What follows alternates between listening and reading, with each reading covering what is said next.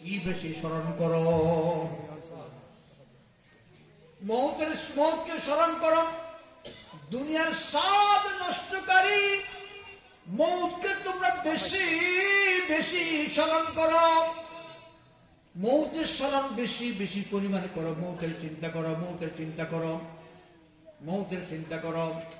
বাবা এখন মৌতের চিন্তা নাই, আমোদ করতে রং তামাশা দিয়ে হায়াত বরবাদ করতে আসে।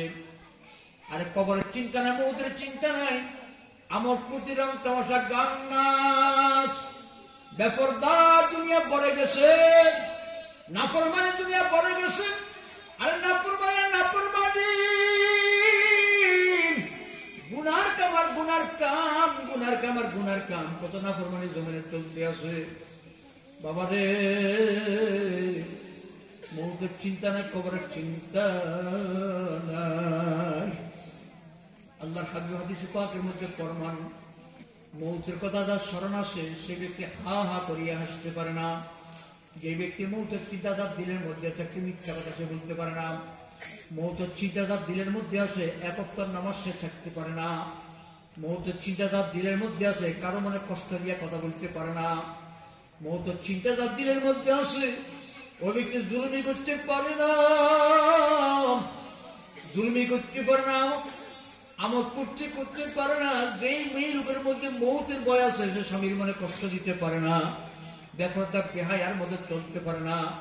যে সন্তানের দিলের মধ্যে মৌতের চিন্তা আছে,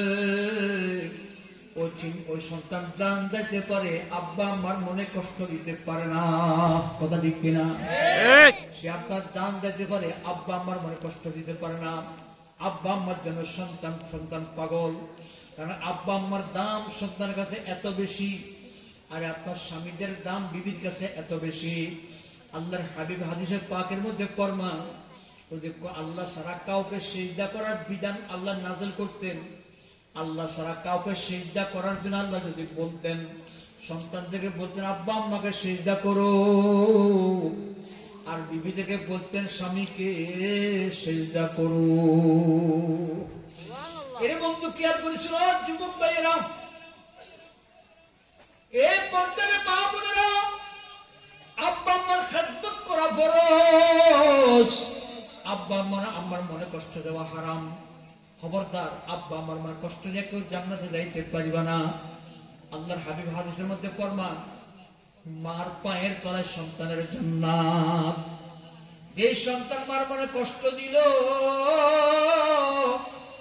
যে সন্তান মাকে কষ্ট দিল, মার মনে কষ্ট দিল, মাকে আপনার মারল ধরলো, মাকে আপনার খাওয়া দিল না, মাকে আপনার সৎসেবা যত্ন করলো না, ওই সন্তানটা কোনোদিন জান্নাতে যাইতে পারবে না।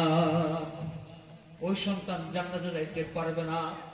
ওই সন্তান আপনার কোনোদিন বেহেশতে যাইতে পারবে না, আল্লাহর সন্তুষ্টি অর্জন করতে পারবে না। এই জন্য আপনার সন্তানরা আব্বা আম্মার খেদমতরা তাদের উপরে ফরজ করিয়া দিয়েছেন। আল্লাহর হাবিব বিশ্বনবী ফরমান, দুনিয়ার মানুষ মায়ের পায়ের তলায় সন্তানের জান্নাত।